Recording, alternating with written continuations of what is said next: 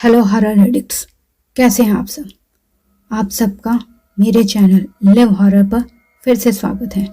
आज मैं आपके लिए फिर से एक नई कहानी लाई हूँ। रात घनी थी। अमावस की काली स्याही में डूबा आसमान मानो सारे तारों को निगल गया हो। रिया ने घड़ी देखी। रात के 11 बज चुके थे। मिस्टर और मिसेस शर्मा 2 घंटे पहले ही एक पार्टी के लिए निकल चुके थे और अब घर में सिर्फ रिया और उनके छोटे बच्चे 7 साल की मीरा और 5 साल का अर्जुन थे, जो अपने कमरों में गहरी नींद में सो रहे थे। शर्मा अंकल का घर शहर के बाहरी इलाके में था, एक सुनसान गली में, चारों ओर ऊंचे ऊंचे पेड़ों से घिरा हुआ। रिया को पहली बार में ही घर थोड़ा अजीब लगा था। पुरानी हवेली जैसी बनावट, जिसकी दीवारों पर काई जमने लगी थी और अंदर घुसते ही हवा में एक अजीब सी सीलन और घुटन महसूस हुई थी, जैसे वो घर अपनी पुरानी कहानियों को अपने अंदर समेटे बैठा हो। रिया ने लिविंग रूम में टीवी ऑन किया। कोई हल्की फुल्की कॉमेडी मूवी लगा ली ताकि माहौल थोड़ा नॉर्मल फील हो। वह सोफे पर आराम से बैठ गई, लेकिन उसकी नज़रें बार बार सामने वाले गलियारे की ओर जा रही थी, जहाँ से ऊपर जाने वाली सीढ़ियाँ शुरू होती थी। सीढ़ियों पर पुराना लकड़ी का फर्श लगा हुआ था, जो हर आहट पर चरमराने लगता था, और रात के इस सन्नाटे में वो आहटें और भी डरावनी लगती थी। तभी ऊपर से एक हल्की सी आवाज़ आई, जैसे कोई फुसफुसाया हो। रिया ने टीवी की आवाज़ कम की और कान लगाए। सिर्फ हवा का शोर था। उसने कंधे उचकाए, शायद हवा का झोंका होगा। कुछ देर बाद उसे फिर वही एहसास हुआ। इस बार आवाज़ थोड़ी साफ थी, जैसे कोई धीमी सिसकी भर रहा हो। रिया को याद आया, जब वह बच्चों को सुलाने गई थी तो मीरा ने बिस्तर पर लेटे हुए फुसफुसाकर कहा था, रिया दीदी, कभी कभी मुझे रात में ऊपर से आवाज़ें सुनाई देती हैं। पापा कहते हैं वो हवा का शोर है, लेकिन मुझे लगता है जैसे कोई रो रहा होता है। अर्जुन ने भी अपनी छोटी सी उंगली हवा में उठाई। हाँ, एक अंकल भी चलते हैं। रिया ने तब उन्हें बहला दिया था, लेकिन अब उन बच्चों की बातें उसे अंदर तक कपा रही थी। उसने खुद को समझाया, पागल मत बनो रिया, यहाँ कोई नहीं है। उसने टीवी की आवाज़ और तेज़ कर दी, जैसे शोर में डर को दबाना चाहती हो। ठीक तभी उसके फ़ोन की घंटी बजी। अननोन नंबर था। रिया ने सोचा उसकी दोस्त मानवी होगी, जो अक्सर उसे तंग करती रहती थी। उसने फ़ोन उठाया। हे मानवी, क्या कर रही है तू इस वक्त? दूसरी ओर से एक गहरी खुरदुरी आवाज़ आई, जो एक फुसफुसाहट से ज़्यादा कुछ नहीं थी। क्या तुमने बच्चों को चेक किया? रिया को एक पल के लिए लगा कि यह कोई मजाक है। शायद मानवी ने अपनी आवाज़ बदल ली हो। कौन बोल रहा है? क्या बकवास है ये? दूसरी ओर से कोई जवाब नहीं आया, सिर्फ एक अजीब सी सांस लेने की आवाज़, जो बेहद धीमी थी, लेकिन रिया को साफ सुनाई दे रही थी। फिर फ़ोन कट गया। रिया ने झुंझलाकर फ़ोन नीचे रख दिया। क्या बदतमीज़ी है, उसने खुद से कहा, लेकिन उसके मन में एक अजीब सी बेचैनी घर कर गई थी। यह आवाज़ मानवी की नहीं थी। ठीक 10 मिनट बाद फ़ोन फिर से बजा। वही अनजान नंबर। रिया ने हिचकिचाते हुए फ़ोन उठाया। इस बार आवाज़ और तेज़ थी, लेकिन अब भी फुसफुसाहट थी, जैसे बोलने वाला बहुत नज़दीक हो। क्या तुम बच्चों को देखोगी? रिया का दिल तेज़ धड़कने लगा। तुम कौन हो और तुम्हें क्या चाहिए? इस बार आवाज़ में एक हल्की सी हंसी सुनाई दी, एक ठंडी डरावनी हंसी, जो रिया की रीढ़ की हड्डी में सिहरन पैदा कर गई। फिर फ़ोन कट गया। रिया ने घबराकर सोफे से उठकर कमरे में चक्कर लगाने शुरू कर दिए। यह कोई मजाक नहीं था। यह आवाज़ इतनी डरावनी थी कि उसके पेट में मरोड़ उठने लगे थे। उसने फैसला किया वह बच्चों को देखेगी। वह धीरे धीरे सीढ़ियों की ओर बढ़ी। सीढ़ियों पर चढ़ते ही उसे एक तेज ठंडी हवा का झोंका महसूस हुआ, जबकि सारी खिड़कियां बंद थीं। ऊपर बच्चों के कमरे की ओर जाने वाले गलियारे में अंधेरा था। उस अंधेरे में एक परछाई सी झिलमिलाती दिखी। रिया ने आंखें मली, परछाई गायब हो गई। उसने मीरा के कमरे का दरवाज़ा खोला। मीरा गहरी नींद में सो रही थी।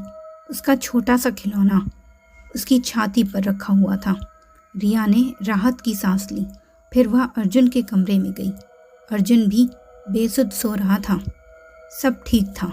उसे लगा कि वह सिर्फ डर रही है। वह वापस नीचे आ गई, लेकिन उसके अंदर का डर अभी भी शांत नहीं हुआ था। उसने मिस्टर और मिसेस शर्मा को फ़ोन लगाने की कोशिश की, लेकिन दोनों का फ़ोन नॉट रीचेबल आ रहा था। रिया लिविंग रूम में वापस आ गई। अब वह सोफे पर बैठना नहीं चाहती थी। वह बीच कमरे में खड़ी रही। उसकी नज़रें हर कोने को स्कैन कर रही थी। तभी टेबल पर रखा हुआ पानी का ग्लास बिना किसी के छुए तेज़ी से अपनी जगह से खिसका और फर्श पर गिरकर टूट गया। रिया की चीख निकल गई। उसका दिल तेज़ी से धड़क रहा था, जैसे सीने से बाहर आ जाएगा। उसके रोंगटे खड़े हो गए थे। अब यह सिर्फ फ़ोन कॉल नहीं था, कुछ सच में हो रहा था। उसने हिम्मत करके अपना फ़ोन उठाया और पुलिस को डायल किया। हेलो पुलिस, मैं रिया हूँ। मैं शर्मा अंकल के घर पर हूँ। बच्चों की देखभाल कर रही हूँ। मुझे अजीब से फ़ोन आ रहे हैं और यहाँ अजीब अजीब चीज़ें हो रही हैं, रिया ने हांफते हुए बताया। दूसरी ओर से पुलिस ऑफिसर की शांत आवाज़ आई। शांत हो जाइए बेटा, क्या हो रहा है, ठीक से बताइए। रिया ने उसे फ़ोन कॉल और ग्लास गिरने की एक घटना के बारे में बताया। ठीक है, आप चिंता मत कीजिए। अगर वह कॉल दोबारा आता है तो उठाकर बात कीजिए, और जितना ज़्यादा देर आप उसे बातों में लगा सकें उतना अच्छा। हम उसे ट्रेस करने की कोशिश करेंगे। हम यहाँ से एक गश्ती दल आपके घर की तरफ भेज रहे हैं, पुलिस अधिकारी ने कहा था। रिया ने राहत की सांस ली। कम से कम अब उसे अकेला महसूस नहीं हो रहा था। ठीक 5 मिनट बाद फ़ोन की घंटी फिर बजी। रिया का हाथ कांप रहा था, लेकिन उसने पुलिस की बात को याद करते हुए फ़ोन उठाया। उसने फ़ोन को कान में लगाकर कुछ नहीं कहा। दूसरी ओर से वही खुरदुरी आवाज़ आई, इस बार थोड़ी तेज़ और गुस्से वाली। अभी तक तुमने बच्चों को क्यों नहीं देखा? आवाज़ में एक अजीब सी धमकी थी, जैसे बोलने वाला उसके सामने ही खड़ा हो। रिया की सांसें अटक गई। उसे महसूस हुआ जैसे कोई अदृश्य हाथ उसके गले को दबा रहा हो। कमरे में एक असहनीय ठंड फैल गई। उसने देखा गलियारे से ऊपर जाने वाली सीढ़ियों पर एक काली परछाई धीरे धीरे खिसक रही थी, और उसके साथ भयानक सिसकी भरी आवाज़ भी आ रही थी, जो उसके डर को और तेज़ कर रही थी। ठीक उसी पल उसके दूसरे फ़ोन पर पुलिस का नंबर चमक उठा। रिया ने डरते डरते पहले वाला फ़ोन नीचे रखा और पुलिस का फ़ोन उठाया। रिया, वह कॉल तुम्हारे घर के अंदर से आ रही है। तुरंत घर से बाहर निकलो, अभी भागो। पुलिस ऑफिसर की आवाज़ में घबराहट और हड़बड़ाहट साफ थी। रिया का शरीर सुन्न पड़ गया। कॉल घर के अंदर से आ रही थी, मतलब वह आदमी घर में ही था। उसके रोंगटे खड़े हो गए। उसने एक पल के लिए सीढ़ियों की तरफ देखा। उस काली परछाई ने अब एक भयानक औरत का आकार ले लिया था। उसके हाथ डरावनी तरह से मुड़े हुए थे और उसकी आंखें अंधेरे में चमक रही थी। उसे लगा जैसे उस औरत का चेहरा जली हुई हड्डियों जैसा हो। भागो! पुलिस ऑफिसर की आवाज़ ने उसे झंझोड़ा। रिया ने एक चीख निकाली और दरवाजे की ओर भागी। उसने दरवाज़ा खोला और बिना एक पल भी सोचे घर से बाहर निकल गई। रात के ठंडे हवा के झोंके से उसे होश आया, लेकिन उसके अंदर का डर अभी भी उसे कपा रहा था। वह सड़क पर खड़ी थी, हाँफ रही थी। उसकी आंखें घर की ओर टिकी थी, जिसकी खिड़कियों से अब भी पीली रोशनी आ रही थी, लेकिन अंदर का अंधेरा और भी गहरा महसूस हो रहा था।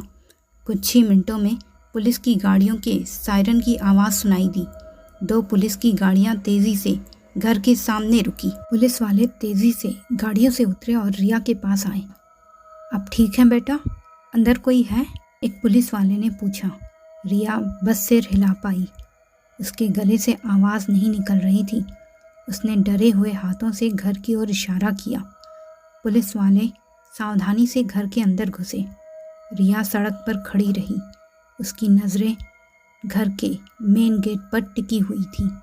हर गुजरते पल के साथ उसका डर बढ़ता जा रहा था। उसे बच्चों की चिंता हो रही थी। अंदर पुलिस वाले धीरे धीरे घर के ऊपरी मंजिल की ओर बढ़े।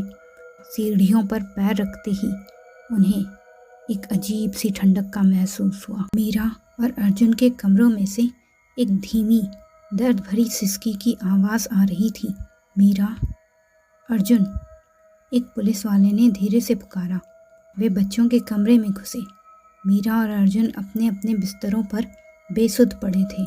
उनके चेहरों पर एक अजीब सी शांति थी, जैसे वे गहरी नींद में हो। पुलिस वालों ने बच्चों को छूकर देखा। वे जिंदा थे, लेकिन बेसुध थे। उन्हें शायद कोई नींद की दवा दी गई थी। पुलिस वालों ने कमरों की तलाशी ली। अलमारी खोली गई। बिस्तर के नीचे झांका गया। तभी एक पुलिस वाले की नज़र कोने में रखे एक बड़े से संदूक पर पड़ी। बक्से का ढक्कन थोड़ा सा खुला हुआ था। जैसे ही उसने ढक्कन खोला, अंदर से एक आदमी निकलकर बाहर आया। वह लगभग 40-50 साल का होगा। उसकी आंखें सूजी हुई थी और उसके चेहरे पर एक अजीब सी पागलपन भरी मुस्कान थी। तुम यहाँ क्या कर रहे हो? पुलिस वाले ने गन तान कर पूछा। वह आदमी जोर से हंसा, एक डरावनी पागलों वाली हंसी। मैं अपने बच्चों को देखने आया था। वे अब भी यहाँ हैं, रोते हैं रात भर। उसकी आवाज़ में एक अजीब सा दर्द और पागलपन था। पुलिस ने तुरंत उसे दबोच लिया और हथकड़ी लगा दी। बच्चों को सुरक्षित घर से बाहर निकाला गया और तुरंत अस्पताल ले जाया गया, जहां डॉक्टरों ने पुष्टि की कि उन्हें हल्की नींद की दवा दी गई थी, लेकिन वे अब सुरक्षित थे। जब मिस्टर और मिसेस शर्मा को फ़ोन किया गया और वे घर लौटे तो उनका चेहरा देखकर रिया भी कांप उठी। वे अपने बच्चों को देखकर राहत महसूस कर रहे थे, लेकिन उस आदमी की कहानी सुनकर उनके होश उड़ गए। पुलिस ने बताया कि वह आदमी विजय इस घर का पुराना मालिक था। उसकी पत्नी, जिसका नाम प्रिया था, प्रेग्नेंट थी। 5 साल पहले ठीक इसी घर में उनका झगड़ा हुआ था और प्रिया सीढ़ियों से गिर गई थी, जिससे उसकी और उसके बच्चे दोनों की मौत हो गई थी। इस सदमे से विजय पागल हो गया था। उसे लगता था कि उसकी पत्नी और बच्चे की आत्माएं अब भी इस घर में भटक रही हैं और रोती हैं। वह अक्सर रात को चोरी छुपे घर में घुस आता था, उन आवाज़ों को सुनने के लिए और शायद उन्हें फिर से जीने के लिए। उसने बच्चों को मारने की कोशिश नहीं की थी। वह बस उन्हें देखना चाहता था, उनके पास रहना चाहता था। शायद अपने बच्चों की यादों में खोया हुआ था। वह कॉल भी उसने सिर्फ रिया को डराने के लिए की थी, ताकि वह घर छोड़कर भाग जाए और वह बच्चों के साथ अकेला रह सके। रिया ने गहरी सांस ली। वह भयानक औरत जो उसने सीढ़ियों पर देखी थी, वह शायद प्रिया की आत्मा थी, या उसके दिमाग का डर था जो उस आदमी की मौजूदगी में और भी हकीकत बन गया था। वह बच्चा जिसे वह सुन रही थी शायद विजय का अपना खोया हुआ बच्चा था, जिसकी आत्मा शायद वाकई उस घर में रोती थी। अगले ही दिन मिस्टर और मिसेस शर्मा ने घर खाली करने का फैसला कर लिया। रिया उस घर में फिर कभी नहीं लौटी। तो मित्रों, कैसी लगी ये स्टोरी? अपनी राय कमेंट बॉक्स में ज़रूर दीजिएगा और ऐसे ही ढेर सारी हॉरर स्टोरीज़ के लिए मेरे चैनल लिव हॉरर को सब्सक्राइब करना बिल्कुल मत भूलिएगा। धन्यवाद।